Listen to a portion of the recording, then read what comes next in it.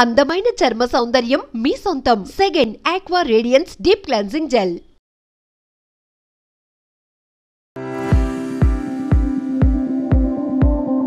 అందరికీ నమస్కారం.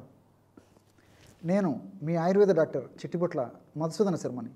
మనం ఈ వీడియోలో ఉల్లిపాయ ఔషధ గుణాలు అనేటువంటి చక్కటి ఆసక్తిదాయకమైనటువంటి అంశాన్ని గురించి తెలుసుకోబోతున్నాం. ఉల్లిపాయ దీన్నే కొన్ని ప్రాంతాల్లో నీరుల్లిగడ్డలు అనేటువంటి పేరుతోనూ, కొన్ని ప్రాంతాల్లో ఎర్రగడ్డలు అనేటువంటి పేరుతోనూ, కొన్ని ప్రాంతాలలో పెద్ద ఉల్లిగడ్డలు అనేటువంటి పేరుతోనూ ఈ విధంగా వివిధ ప్రాంతాల్లో వివిధ రకాల పేర్లతో పిలుస్తూ ఉంటారు. ప్యాజ్ అనేటువంటి పేరుతో కూడా పిలుస్తూ ఉంటారు అనమాట. అట్లే ఇంగ్లీష్లో ఆధునికంగా ఆనియన్ అనేటువంటి పేరుతో పిలుస్తుంటారు. ఈ నీరుల్లిపాయలు మనకు సంవత్సరం అంతా కూడా మార్కెట్లో దొరుకుతాయి. ప్రతి ఇంట్లో సంవత్సరం అంతా ఇంచుమించు ప్రతిరోజు వాడదగినటువంటి ఆహార పదార్థం ఈ యొక్క ఉల్లిగడ్డ లేదా ఉల్లిపాయ లేదా నీరుల్లిపాయ. ఈ యొక్క ఉల్లిపాయను గురించి మనం ఆలోచించినట్లయితే అనేక రకాలైనటువంటి చారిత్రకమైనటువంటి విషయాలు మనకు బోధపడతాయి. ఉదాహరణకి ఈజిప్టియన్ల గురించి మనం ఆలోచించినట్లయితే ఈజిప్టియన్లు ఈ యొక్క నీరుల్లిపాయని మహా పవిత్రంగా భావించి మరణించినటువంటి వాళ్ళ పెద్దలకి ఆ యొక్క రోజుల్లో ఈ యొక్క ఉల్లితో చేసినటువంటి ఆహార పదార్థాలని నైవేద్యంగా పెట్టేవారని చెప్పేసి మనకు చారిత్రక ఆధారాలు తెలుస్తున్నాయి. అట్లే 1665వ సంవత్సరంలో లండన్లో ప్లేగు వ్యాధి విపరీతంగా విజృంభించింది. అనేక మంది మృత్యువాత పడేటువంటి, వేలాది మంది లక్షలాది మంది మృత్యువాత పడేటువంటి పరిస్థితి ఏర్పడిందనమాట ఈ యొక్క ప్లేగు వ్యాధితో. అప్పుడు ఈ ఉల్లిపాయలు అమ్మేటువంటి దుకాణదారులకి ఈ యొక్క ప్లేగు వ్యాధి సోకలేదట. అంటే కేవలము ఉల్లిపాయల యొక్క వాసన ప్రభావం చేతనే ప్రేగులను ఈ యొక్క వ్యాధిని ప్లేగు వ్యాధిని కలగజేసేటువంటి ఆ క్రిములను సమర్థవంతంగా ఎదుర్కొన్నట్లు మనకు ఈ యొక్క చారిత్రక ఆధారాలు బట్టి కూడా తెలుస్తుంది. అదేవిధంగా రిచార్డ్ చక్రవర్తి, ఇంగ్లాండ్లో రిచార్డ్ చక్రవర్తి, ఆయన దీని శక్తిని గ్రహించి శక్తివంతమైనటువంటి ఈ యొక్క ఔషధంగా ఇది గ్రహించి ఆ చక్రవర్తి, ఇంగ్లాండ్ చక్రవర్తి రిచార్డు ఉల్లిపాయను దండలాగా చేసేసుకొని మెడలో ధరించేవాడని చెప్పేసి కూడా మనకు చారిత్రక ఆధారాలను బట్టి తెలుస్తుందన్నమాట. ఈ విధంగా చారిత్రకంగా కూడా మనం మొదటి నుంచి గమనించినట్లయితే ఒక భారతదేశంలోనే కాకుండా ప్రపంచవ్యాప్తంగా కూడా దీనికి ఉన్నటువంటి ప్రాధాన్యత మనకి అర్థమవుతుంది. ఇందులో అనేక రకాలైన రసాయన పదార్థాలు కూడా ఉన్నాయి.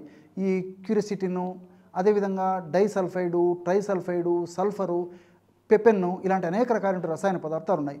అట్లే ఈ యొక్క ఉల్లి క్రిమినాశకారిగా చాలా అద్భుతంగా పనిచేస్తుంది. అదేవిధంగా క్యాన్సర్ నివారణగా, అంటే క్యాన్సర్ రాకుండా ఉండేందుకు, వచ్చిన తర్వాత త్వరగా తగ్గేందుకు కూడా ఈ యొక్క ఉల్లిపాయలు ఉన్నటువంటి వివిధ రకాలైన రసాయన పదార్థాలు ఉపయోగపడతాయి. వీటితో పాటు హెచ్ పైలోరీ అనేటువంటి క్రిమిని సమర్థవంతంగా నిర్మూలించగలిగినట్లు పరిశోధనలు కూడా తెలియజేస్తున్నాయి.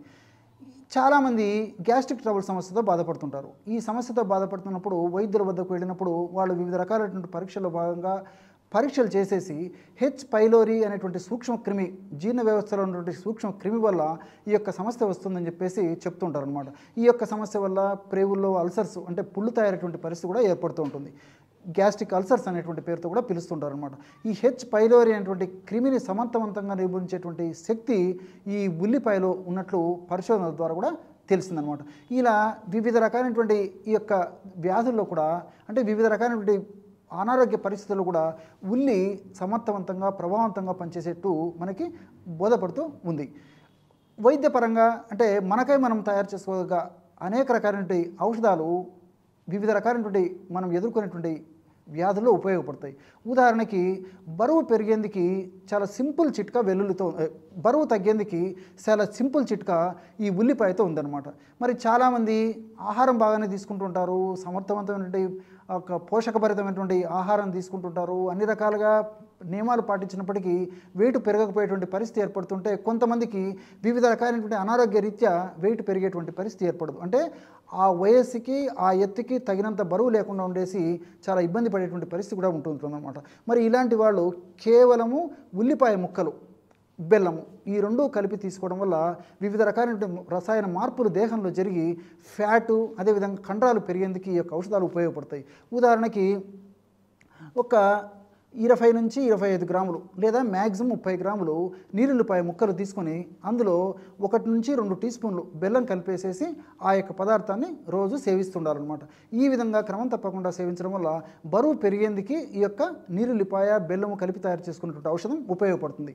అట్లే ఆస్తమా, ఉబ్బస వ్యాధి, ఈ ఉబ్బస వ్యాధితో కూడా చాలామంది ఇబ్బంది పడేటువంటి పరిస్థితి ఏర్పడుతుంటుందన్నమాట. మరి ఈ ఉబ్బస వ్యాధిగ్రస్తులు నేను చెప్పినటువంటి ఈ యొక్క ఔషధాన్ని వాడుకోవడం వల్ల క్షణికంలో అంటే చిటిక వేసినటువంటి పద్ధతిలో అంత త్వరగా సమర్థవంతంగా శీఘ్రంగా వెంటనే ఇప్పుడు మనం చెప్పుకోబోయేటువంటి ఔషధంలో ఉన్నటువంటి ఔషధ గుణాలు సమర్థవంతంగా పనిచేసి శ్వాసనాళాలు విప్పారేసేసి బాగా శ్వాస పీల్చుకునేటువంటి పరిస్థితి ఏర్పడి ఆ ఉబ్బస సమస్య నుంచి బయటపడేందుకు కూడా అవకాశం ఏర్పడుతుంది. మరి ఔషధాన్ని ఎలా తయారు చేసుకోవాలంటే 10 ml నీరుల్లి రసం తీసుకోండి. అంటే 10 ml అంటే 2 టీ స్పూన్లు.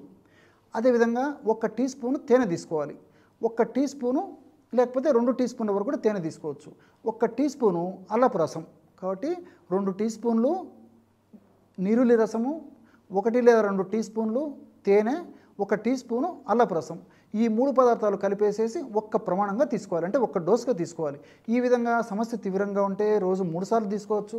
లేకపోతే సమస్య కొద్దిగా ఉంటే రోజు ఉదయం ఒక్కసారి రాత్రి ఒక్కసారి తీసుకున్నప్పటికీ చాలా సమర్థవంతమైన ఫలితాలు కలిగేటువంటి పరిస్థితి ఏర్పడుతుంది. అట్లే మధుమేహం, దీన్నే షుగర్ వ్యాధి, చక్కెర వ్యాధి అనేటువంటి పేర్లతో వివిధ రకాలుగా పిలుస్తూ ఉంటారనమాట. ఈ రోజుల్లో వివిధ రకాలైనటువంటి కారణాల వల్ల ఒక్కసారి మధుమేహం మన బాడీలోకి ఎంటర్ అయిన తర్వాత మరి ఒక పట్టాన అనేక రకాల ప్రయత్నాలు చేసినప్పటికీ తగ్గకపోగా మరి ఎన్ని రకాలైన మందులు వాడినప్పటికీ సమర్థవంతంగా కంట్రోల్ కాకపోకుండా ఉండడమే కాకుండా వివిధ రకాలైనటువంటి సైడ్ ఎఫెక్ట్స్ కూడా ఆ యొక్క షుగర్ వల్ల కలిగేటువంటి పరిస్థితి ఏర్పడుతుంది. అంటే కంటికి సంబంధించినటువంటి ఇబ్బందులు రావచ్చు, మెదడుకు సంబంధించినటువంటి ఇబ్బందులు రావచ్చు, రక్తనాళాలకు సంబంధించినటువంటి ఇబ్బందులు రావచ్చు, అదేవిధంగా గుండెకు సంబంధించినటువంటి ఇబ్బందులు రావచ్చు, ప్రేవులకు సంబంధించినటువంటి ఇబ్బందులు రావచ్చు, చర్మానికి సంబంధించినటువంటి ఇబ్బందులు రావచ్చు, అట్లే కిడ్నీ మూత్రపిండాలకు సంబంధించినటువంటి ఇబ్బందులు రావచ్చు. ఇలా వివిధ రకాలైనటువంటి అవయవాలు కూడా ఈ షుగర్ వల్ల ఇన్వాల్వ్ అయ్యేటువంటి పరిస్థితి ఏర్పడి వాటి యొక్క సమర్థత కూడా తగ్గిపోయేటువంటి పరిస్థితి ఏర్పడుతుంది. కాబట్టి మళ్ళీ అలాంటి పరిస్థితి రాకుండా ఉండేందుకు, వ్యాధి నిరోధక శక్తి పెరిగేందుకు, షుగర్ వ్యాధి నియంత్రణ ఉండేందుకు కూడా ఇప్పుడు మనం చెప్పుకోబోయేటువంటి ఈ యొక్క నీరుల్లితో తయారు చేసుకున్న ఔషధం ఉపయోగపడుతుంది. ఎలాగంటే నీరుల్లిపాయలు ముక్కలు ఒక 50 గ్రాములు తీసుకోండి. అంటే నీరుల్లిపాయలు తీసుకొని శుభ్రం చేసేసి ముక్కలుగా తయారు చేసేసి చిన్న చిన్న ముక్కలను ఒక 50 గ్రాముల వరకు తీసుకోండి. ఆ నీరుల్లిపాయ ముక్కల్లో ఒక 10 ml అంటే ఇంచుమించు 10 గ్రామ్స్ వరకు తాజా పెరుగు కలిపేసి ఒక 10 నిమిషాలు అలాగే ఉంచేసేసి ఆ నీరుల్లిపాయలు పెరుగు కలిసినటువంటి మిశ్రమాన్ని రోజు ఒక ప్రమాణంగా ఉదయం పరిగెడుపున తీసుకోవచ్చు, లేకపోతే సాయంత్రం 5 నుంచి 7 గంటల మధ్యలో కూడా మరొకసారి తీసుకోవచ్చు. రోజు ఒక్కసారి ఈ యొక్క ఔషధాన్ని ఈ పద్ధతిలో ఆహార ఔషధాన్ని వాడుకోవడం వల్ల షుగర్ వ్యాధి నియంత్రణలో ఉండడం కాకుండా షుగర్ వ్యాధి వల్ల వచ్చేటువంటి వివిధ రకాలైనటువంటి ఉపద్రవాలు అంటే తగ్గేటువంటి పరిస్థితి ఉండడమే కాకుండా వ్యాధి నిరోధక శక్తి కూడా విపరీతంగా పెరిగిపోయి ఇన్వడింపజేసేసి భవిష్యత్తులో మరి వ్యాధి నిరోధక శక్తి తగ్గడం వల్ల వచ్చేటువంటి ఉపద్రవాలు కూడా తగ్గేటువంటి పరిస్థితి ఈ యొక్క ఔషధాల వల్ల కలుగుతుంది. కాబట్టి ఈ యొక్క ఔషధాన్ని ఈ పద్ధతిలో వాడుకోవడం వల్ల ఇందులో ఉన్నటువంటి ఔషధ గుణాలు, రసాయన తత్వాలు మన దేహంలో సదా ఉంటూ సదా కాపాడుతూ సదా మన ఆరోగ్యాన్ని రక్షించేటువంటి పరిస్థితి ఏర్పడుతుంది. చూశారు కదా, నీరుల్లిలో ఎటువంటి ఔషధ గుణాలు ఉన్నాయో మీరు ఈ వీడియోలో తెలుసుకున్నారు కదా. మరొక వీడియోలో మరొక అంశంతో మళ్ళీ కలుద్దాం. అంతవరకు